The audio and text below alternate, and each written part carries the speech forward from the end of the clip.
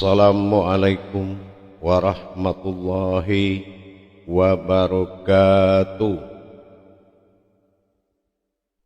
Alhamdulillahi rabbil alamin. Assalatu wassalamu ala asrafil anbiya'i wal mursalin Sayyidina wa maulana Muhammad. Ashhadu an la ilaha illallahul malikul haqqul mubin wa ashhadu anna Muhammadan abduhu wa rasuluhu was-sadiqul wa'adal amin. Allahumma salli wa sallim wa barik wa karim ahzanul nabil karim ihdinil ladzi min jalalika wa innal ladzi min jamalika wa innahu min kitabika wa tahirin wal mujahidina amma ba'du ibadullah wa itaqullah.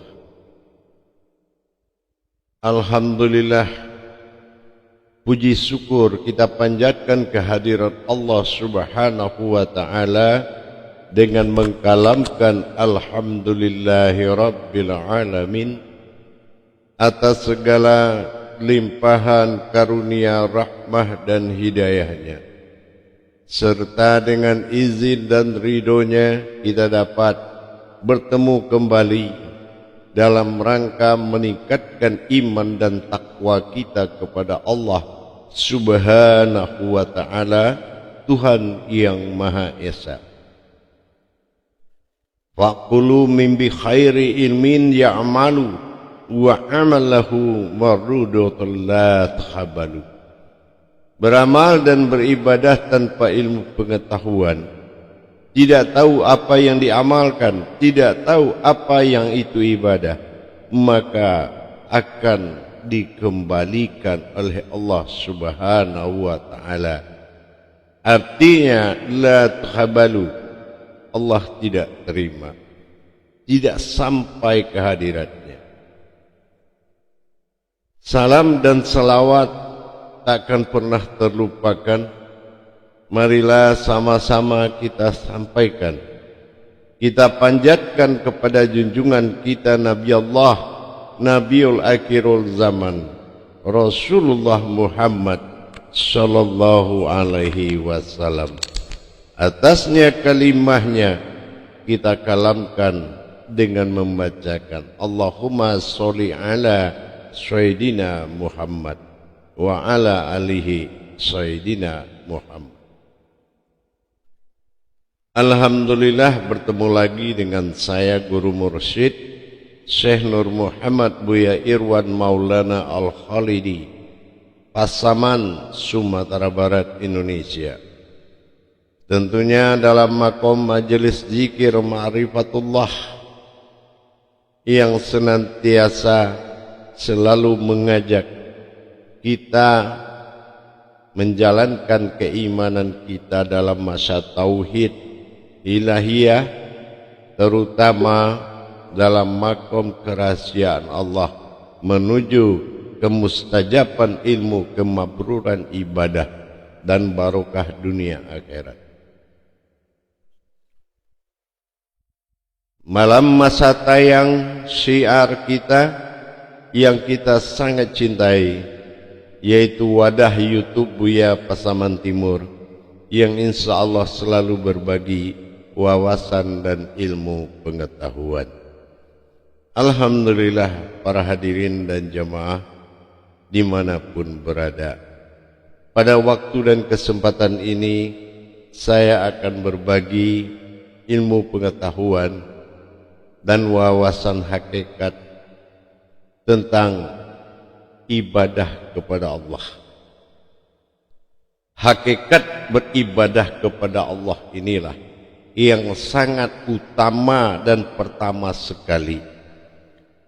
Apa yang pertama sekali dilakukan seseorang beribadah kepada Allah? Kalau melakukan ibadah kepada Allah ini ada beberapa jalan. Pertama, awal diri. Awal diri ini kita harus tahu bagaimana kita terjadi karena Allah. Nah, ini yang pertama. Kita harus benar-benar memahami bagaimana diri yang dikatakan berasal dari Allah dan kembali kepada Allah. Itu awal diri.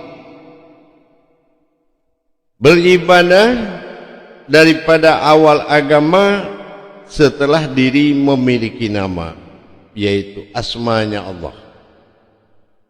Apa diri yang namanya asma Allah? Terbentuk dari asmanya Allah. Tapi siapa sebetulnya asma Allah ini? Ya, itu. Dan ketiga, sirna asma kembali pada diri. Nah, untuk pertama dari awal pertemuan kita ini, yaitu mengenal siapa yang bernama Allah ini yang sebenarnya. Kita akan buktikan pada Al-Quran Al-Karim. Di dalam qudsi Allah, Allah mengatakan man arafa nafsahu wa qad araha rabbahu. Sangat banyak ayat-ayat yang mengajak kita mengenal diri. Bahkan dikatakan tanpa mengenal diri, seseorang tidak akan mengenal siapa Tuhannya.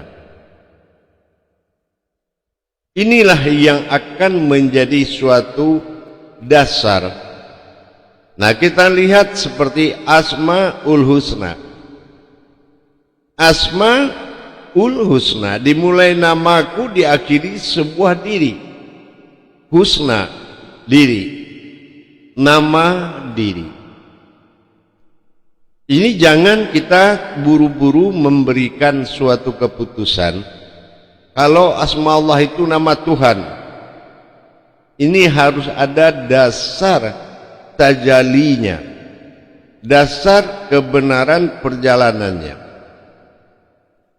Tanpa kita mengalami suatu peristiwa dalam sebuah kaji, maka kaji ini akan menjadi sebuah sejarah yang tidak berdasar, sebuah riwayat yang tidak terjadi pada diri. Harusnya dia harus menjadi sebuah riwayat, baru menjadi sebuah sejarah. Untuk itu kita akan melihat siapa sebetulnya yang bernama Allah. Dari mana kita akan melihat awalnya. Ini dikatakan tingkatan Asmaul Husna ini adalah tingkatan yang mana tidak menjadi sebuah surat di dalam Al-Quran. Tidak ada surat Asmaul Husna. Artinya seperti itu. Kita disuruh mencari kenapa ada kepincangan di dalam kesempurnaan Tuhan. Kenapa mengenai Asmaul Husna ini tidak diterangkan berupa surat. Kalau kita melihat dari sisi falakiyah, Asmaul Husna ini akan menjadi penentu bagi Al-Quran. Karena sifat yang diturunkan oleh Allah terhadap nama dan diri adalah suatu sifat Rob, penguasa yang akan diwujudkan berupa diri. Yang akan diwujudkan berupa diri, yang akan menjadi zahiru Rabbi wal batinu abdi, yang akan menjadi zahir panutan oleh semua alam semesta dan isinya beserta isinya makhluk, yang akan menjadi titik penentu dan titik temu atau kita sebut dengan ashor. Jadi kalau kita memahami siapa asma Allah itu, ya, yang akhirnya berakhir kepada husna, tentulah kita mencari demi kepentingan peningkatan ibadah kita kepada Allah Subhanahu wa ta'ala. Memahami tingkat kerahasiaan terhadap asmanya Allah ini adalah suatu hal yang wajib, ya, sesuatu hal yang wajib. Ada beberapa penamaan di dalam Islam dalam ejaan tauhid dan tasawuf. Ada dinamakan insan, ada kodrat umat ini dinamakan ihsan. Umat ini ada dua, ada yang berkodrat makhluk dan ada yang berkodrat alam. Itu adalah umat bagi Allah. Tetapi di antara umat, dua kodrat umat, salah satu adalah kodrat yang dijadikan, dan salah satu lagi adalah kodrat yang diciptakan. Ini kita harus tahu pemahamannya. Apa yang dikatakan yang diciptakan, yang terbuat dari fayakun, adalah semesta. Dan mana yang dijadikan, yang terbuat dari kun, adalah makhluk atau umat. Nah, di sini kita harus bisa memilah-milah, ya, mana yang diantaranya perwalian dari Allah untuk mencapai ketuhanannya, atau dikatakan dengan wali Allah. Mana nikmat wakil wa nikmatun nasir, mana yang dikatakan yang terbuat mewakilinya sebuah nikmat besar. Inilah kita harus menggali potensi tersebut, agar tidak ada lagi kita membawa keputusan tanpa mengalami peristiwa keputusan tersebut. Kenapa? Kalau kita tidak menjalani atau tidak mengalami tafarid dan tazridnya, mengalami, ya, dan merasakan, kalau ini tidak terjadi, maka seseorang itu telah berdusta dalam nikmat Allah. Untuk itu kita akan melihat mana yang dikatakan yang mewalikan Allah diri pemimpin dari segala diri, yang dikatakan diri pemimpin atau diri syekh dari segala diri, dan yang diri dipimpin dalam masa insan. Semua insan-insan Allah termasuk alam juga adalah insannya Allah. Insan akan berpasangan dengan ihsan. Ihsan adalah diri al-haq, diri yang tidak memiliki cacat sedikit pun, baik dari pandangan, baik dari tingkah, baik dari kodrat. Dia tak tersentuh oleh keinsanan alam terhadap diri ihsan. Diri ihsan adalah diri tersirat. Diri tersirat yang akan menggerakkan diri insan sebagai pembungkus ihsan. Insan adalah diri pewalian, sementara ihsan adalah diri al-haq yang menjadi umuliah diri. Ini yang dikatakan diri halus atau diri al-haq. Karena kebangkitan diri halus al-haq dengan nyata, inilah yang dikatakan syahadat tunggal. Syahadat tunggal ini yang membawa seseorang tidak sama wujudnya dengan yang lain, yaitu syahadat tunggal. Kenapa diri ihsan wujud kepada syahadat tunggal? Karena al-malakul haqqul mubin ashadikul wa'adal amin. Artinya, nyatakanlah al-haq, diri yang hak itu dengan mubin, nyata. Tapi ingat, diri itu ashadikul wa'adal amin. Diri itu adalah diriku. Amin. Dalam hal ini kita akan melihat dan merujuk.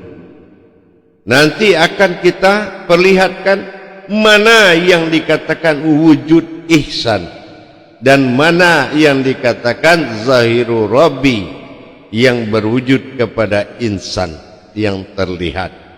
Nah, ini kita akan lihatkan nanti. Tapi sebelum itu kita akan lihat seperti apa tajalinya.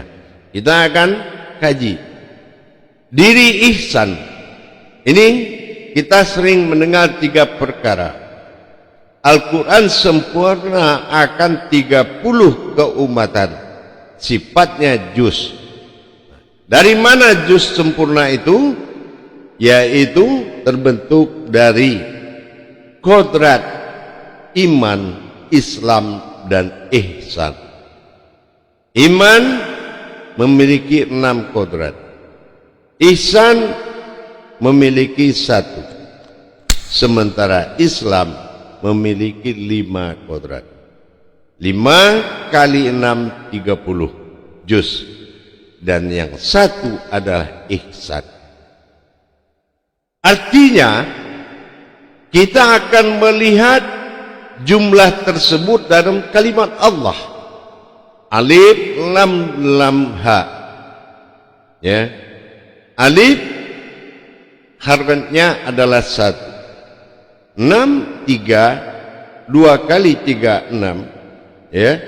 Artinya 3 3 6. Kodrat lam harkatnya 3 kali 2 lam hamzah menjadi 6. Sementara ha hakatnya 5. 1 6 5. Berarti betul. 1 ihsan, 6 rukun iman, 5 rukun Islam. Ini yang dikatakan juz 30. 5 kali 6 ya, berjumlah 30 disebut juz ihsan. Jadi 165 ini adalah kodrat dari ihsan, karena dia adalah zatnya Allah. Alif awal, ha adalah akhir, zat, maka zat memperlihatkan ihsan dalam wujud insan. Inilah dasarnya terjadi zahiru rabbi. Zahir itu adalah ketuhanan. Jadi dengan terwujudnya, ini yang dikatakan ihsan, yaitu diri rahasia atau diri halus, atau kita sebut dengan diri al-haq. Untuk mencapai ibadah kepada ketuhanan, kita akan melihat wujud dari ihsan terhadap zahirnya Allah, yaitu wazahir keinsanan, atau dikenal dengan keumatannya. Nah, jadi kalau kita sudah memahami Allahu Akbar, maka lebur insan menjadi ihsan. Inilah maka dikatakan kehadiran dia dalam kodrat yang 1 disebut dengan ihram. Ini yang dikatakan masih dalam diri atau diri sir atau rahasia. Ini yang dikenal dengan ejaan tasawuf atau bahasa tasawuf diri domir. Diri domir adalah diri pemimpin dari seluruh diri. Dengan kita memahami hal demikian, maka kita melihat diri itu adalah sebuah jalan yang bernama wujudullah, diri Allah, maka disebut husna. Ya, kalau husna ini terlihat oleh zatnya Allah. Alif adalah zat, lam pertama sifat, lam kedua asma, dan ha adalah af'al atau hidup atau gerak. Artinya, maka nyatalah aku. Disitulah yang dikatakan zahiru Rabbi. Nah, ini sudah berapa kali kita akan mengulang, tapi kita mengulangi untuk dapat mengambil sikap ruhani dalam menentukan keputusannya. Bagaimana kita memanggil sebuah diri, dan diri itulah juga yang dipanggil. Memanggil yang dipanggil adalah satu. Jadi dengan kita memahami bagaimana kita bisa beribadah kepada Allah dengan secara langsung, tentu dengan mengamalkan hidupnya dua kodrat pada diri, zahiru Rabbi wal batinu abdi. Mana batinu abdi? Itulah ihsan. Mana zahiru Rabbi? Itu adalah keinsanan Allah. Ya, keinsanan Allah. Nah, keinsanan Allah adalah meliputi sekalian alam, mengisi segala rongga.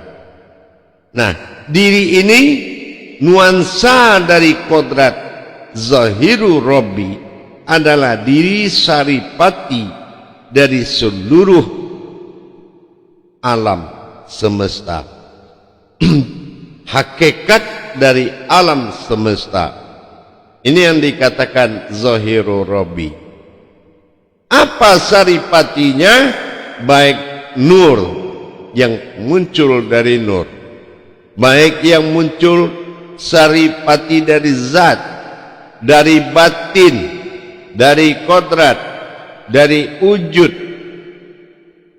bermunculan 7 sifat sehingga menjadi kodrat sebuah kulimahnya Allah.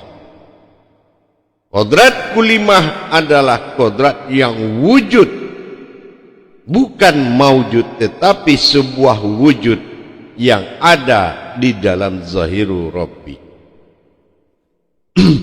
Diri ini tidak tersentuh oleh air, api, dan tidak panas oleh matahari, dan tidak basah oleh air. Artinya derajatnya sangat mulia. Itulah zahirnya Allah, dinamakan zahiru Rabbi. Dan yang ihsan adalah diri al-haq yang sangat halus. Karena dia adalah hamba Allah dan hambanya Allah, maka dikatakan dengan batinul abdi. Dia adalah diri yang mengabdi, ya, diri yang benar-benar berdiri tempat semua mengabdi. Insan mengabdi kepada ihsan. Inilah jalur ilahiyahnya, perwujudan Allah dalam masa din, dalam masa tajalli alif kepada nun. Artinya apa? Ihsan, insan ini sudah menunjukkan gejolak batin yang disebut dengan an. Gejolak an itu dikenal dengan insan. Ini sudah dikatakan an am ta'alaihim. Maka am akan memperlihatkan dalam masa insannya. Ta'ala adalah wujud Tuhan. Ihim dalam masa diri. Nah, inilah yang dikatakan dengan askor tadi. Diri pemimpin dari semua diri. Ini adalah ihsan. Jadi zahiru Rabbi tempatnya ihsan itu beribadah dengan wujudnya al-haqqullah, al-haqqul mubin. Nah, jadi kalau kita memahami perjalanannya, disitulah timbulnya kata-kata ma'rifatullah. Bagaimana yang dilihat itu adalah ma'rifat, yang dilihat itu adalah Allah. Bagaimana sebuah ihsan melihat Allah melalui tajalli keinsanannya, zahiru Rabbi. Ihsan diri halus seperti yang ada di depan Anda ini semua. Ini kosong. Seandainya yang kosong ini kita ibaratkan dipasangkan mata, telinga, suara dan naluri, segitulah halusnya sebuah batin. Ihsan, sebuah diri halus menatap kepada zahiru Rabbi, yaitu zahir yang terlihat ini dalam zahiru Rabb, qadra, iradat, ilmu, sama, basar, kalam, hayat. Ini yang dikatakan zahiru Rabbi. Kodrat Allah, kodratnya aku, kodratnya Allah sendirinya. Iradat Allah, iradatnya aku, iradat Allah sendirinya. Ini Allah. Zahiru Rabbi, zat yang terlihat. Zat yang terlihat. Sementara hakiki dari zat yang terlihat adalah dalam masa tulisan yang sama. Adalah rahasia, adalah zat yang terlihat. Makanya ada ihsan. Nah, sementara tajalihu itu adalah aku dalam wujud tajalli yaitu perjalanan napas yang mengatur perjalanan insan dan ihsan dalam tajalli Allah dan tajalli itulah pencapaian aku. Maka dikatakan Allah, akulah Allah. Inilah yang dikatakan aku pada keakuanku, itu dinamakan ketuhanan. Dan aku pada diriku sendiri, ini dikatakan dengan sifat Tuhan. Ini dalam hal perjalanan ketuhanan dan Tuhan. Ini harus benar-benar dikuasai. Dengan adanya diri ihsan, menatap dan beribadah, menjaga, mengindahkan, memandikan, melayani makannya zahiru Rabbi, maka kita telah betul-betul berjuang untuk melaksanakan ibadah kepada Allah. Kita naik sepeda motor sangat nikmat, maka serahkan nikmatnya kepada Allah, zahiru Rabbi. Dan serahkan nikmatnya makan, serahkan nikmatnya pemandangan, serahkan nikmatnya rasa. Apapun yang kita lakukan, kita mengabdi kepada Allah melalui zahiru Rabbi. Itulah gunanya tiga kodrat ketuhanan pada satu diri. Kodrat keumatan berkehendak, kodrat ketuhanan diri yang mengabulkan, dan kodrat aku dalam nyawa itu untuk menerima dan menikmati. Inilah yang dikatakan mengabdi kepada Allah. Zahiru Rabbi wal batinu abdi. Bagaimana kita bisa memberikan nikmat-nikmat hidup kita kepada Allah perantara zahiru Rabbi tadi? Maka Allah akan membalas dengan nikmatnya yang melimpah ruah. Tapi kalau kita mengaku bertuhan tapi tidak mengabdi kepada Allah, itu namanya tidak bertuhan. Yang dikatakan bertuhan, mengurus Tuhan, beranak mengurus anak, beribu berbapak mengurus ibu dan bapak. Inilah pengabdian. Sedikit sekali seseorang itu mengabdi kepada Tuhannya. Kenapa? Karena dia merasakan beda. Dia menjauhkan dirinya dari mana dirinya sendiri terbuat dari husnanya Allah. Hu pegangan tunggal dan na pegangan ketunggalan, sin hayat. Maka disinilah kita memiliki an sebagai diri batin yang terlihat. Makanya hakiki dari Fatihatin Nasun itu, Fatihatun Nasun itu sangat jelas. Ta'alaihim dengan bi'alaihim ini sangat dekat sekali. Jadi apabila kita menerapkan pengabdian kita total kepada Allah, tentulah dengan menyerahkan nikmat, sehingga kita terlepas dari maksiat, terlepas dari segala nazab-nazab yang merusak, terlepas dari pengabdian kepada kebendaan, keriaan, sihir, dan tidak ada pemujaan kepada apapun kecuali kita mengagumi wujud Allah pada diri, yaitu keinsanan yang terlihat. Tentu dengan kita mengabdi. Nah, salah satu mengabdi, apabila kita mau tidur, seberapa nikmat tidur itu, dan berikanlah nikmat itu. Dan begitu kita bangun, kita mengabdi lagi kepada Allah. Zahiru Rabbi, kita mandi dan kita bersihkan tubuh kita. Betul-betul insan ini di dalam pujian dan tanggung jawab ihsan.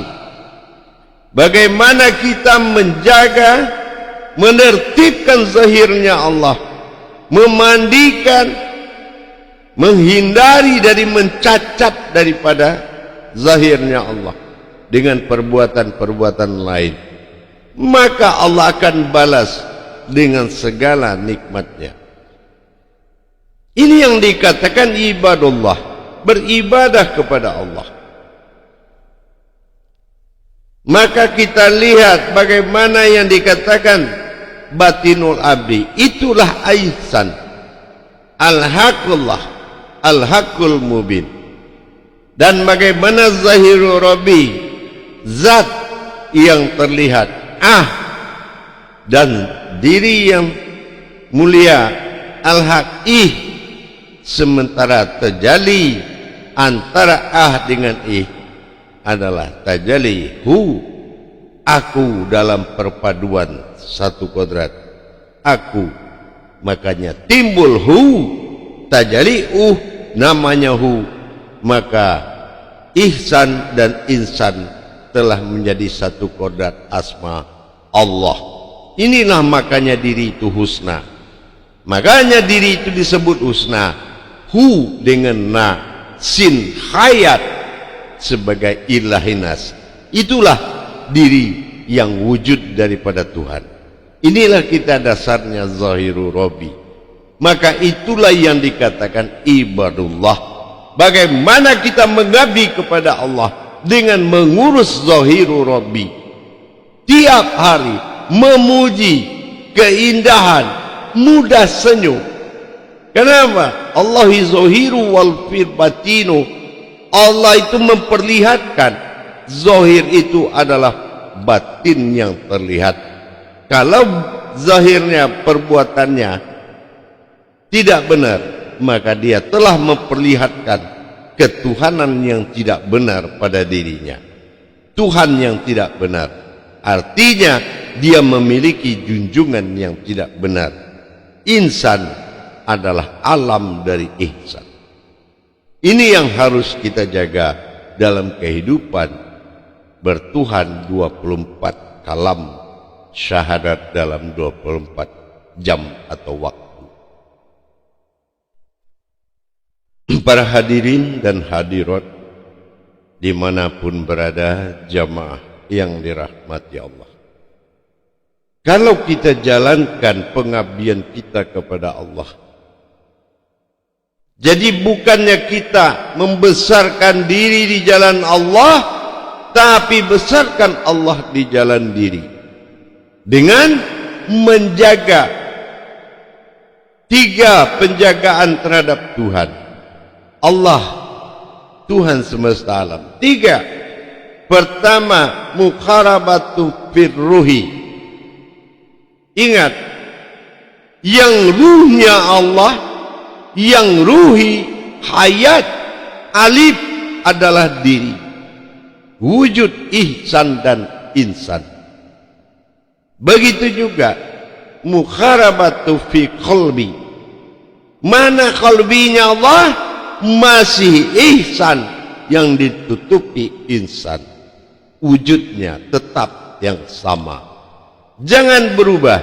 Yang ketiga, mukharabatu fi sirri. Mana yang sirri Allah, rahasia, yaitu tubuh yang merahasiakan diri. Ini yang tidak boleh kita lupakan dalam penjagaan. Dalam wujud yang sama terjadi 3 perjalanan rahasia. Maka insan adalah wujud dari ihsan. Inilah insan yang meliputi sekalian alam. Di alam dia terpecah menjadi 3. Ada insaniyah, ada insani, ada dan insanu. Tapi kalau ihsan hanya 1. Ihdinas siratal mustaqim. Inilah diri yang tersirat. Hanya 1 yang tersirat adalah diri yang takwa kepada Allah. Wattaqallahi wa'ulmukumullah. Inilah diri yang bertawakal kepada Allah. Kalau diri pemimpin, diri ihsan, diri syekh, diri ihsan inilah yang tidak pernah Allah tolak permintaan dia. Kenapa? Karena ruh mereka, napas mereka itu adalah Tuhan, napas mereka. Maka dikatakan dalam qudsi, man arafa nafasu waqad araha illahu. Kalau dia tidak akui napas itu Tuhannya, berarti Tuhannya bukan aku. Inilah yang harus menjadi patokan isbatul yakin. Jangan mencari-cari keyakinan, tapi berdirilah sebagai yakin. Maka pengenalan diri ini sangat diutamakan. Pengenalan hakikat dan hakikinya diri ini sangat menentukan awal ibadah. Baru diatur dalam bentuk fikih. Fikih pun harus faqih, paham dengan apa yang disuruh dan apa yang maksud dilarang. Maka dikatakan dalam qudsi, awalul wajibin alal insani, ya, hawu mafifatul illahi biizdigoni. Pertama-tama yang wajib bagi sebuah diri mengenal dirinya sendiri. Mana dirinya? Dengan izdigoni, dengan sebenar-benar yakin. Kalau dia tidak kenal siapa dirinya, adalah sesuatu yang berdiri. Karena tidak ada penciptaan diri, tetapi terjadi sesuatu yang berdiri. Itu yang dikatakan diri. Yang dikatakan bukan diri tapi sesuatu yang berdiri. Inilah makanya kehadiran kita ke alam dunia tidak ada yang mengenali diri. Karena yang ingin dikenal adalah yang punya diri melalui diri.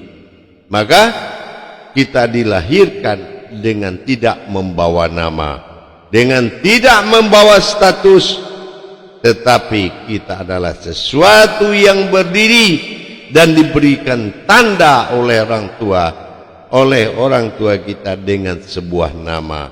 Tapi nama itu hanya berfungsi untuk sesama manusia. Tidak ada hakikat nama sampai kepada Allah. Ingat, in kanat sayatan wahidatan fa izzahum jami'ul ladaina muhdarun. Cukup dengan satu teriakan maka kembali semuanya. Nama bagi kita adalah nama bagi Allah. Itulah rahasia. Tidak ada yang bisa mendengar nama kita dipanggil kecuali diri kita sendiri. Maka kita lihat orang berpulang, umat berpulang, kita tidak ada yang bisa mendengar. Nah, siapa namanya yang dipanggil? Hanya kita yang tahu. Makanya dikatakan malaikat itu tunduknya bukan karena kerajaan manusia, tetapi karena nama yang disembunyikan oleh Allah, menjadi pegangan Allah untuk memanggilnya. Maka itulah yang dikatakan, disitulah kebesarannya, sehingga tunduknya malaikat kepada manusia dalam masa tafakur. Insya Allah, alhamdulillah, mudah-mudahan ganti mengingatkan kepada kita bersama agar hafal jalan karena ditempuh. Lamanya hidup banyak yang dirasakan, hafalnya kaji karena diulang. Mudah-mudahan saya mengingatkan kembali agar tidak terlalu jauh melangkah, tapi langkah yang sedikit sangat berarti. Mudah-mudahan bisa dipahami insyaallah. Baik, para hadirin pemirsa, penonton YouTube Buya Pasaman Timur, pemahaman hakikat dan hakiki hanya bisa dipahami oleh orang-orang yang butuh Tuhan, orang-orang yang kehilangan Tuhan, tapi Tuhan tidak hilang, tapi getaran dirinya tidak menyatakan adanya Tuhan. Baik, pengakuan itu selalu menjadi dawaman 24 jam, tapi kehadiran nyata itu tidak menunjukkan tanda, maka sesungguhnya kita di dalam angan-angan. Maka timbulkanlah kebenaran syahadat itu. Syahadat menyatu, syahadah langsung ahad menjadi satu. Tapi kalau untuk mendekati tanpa menjadi satu, itu yang dikatakan sekutu, apapun jalannya. Barakallahu ya Karim, ya Rahman, ya Rahim. Akhirul kalam, wabillahi taufiq wal hidayah. Wassalamualaikum warahmatullahi wabarakatuh.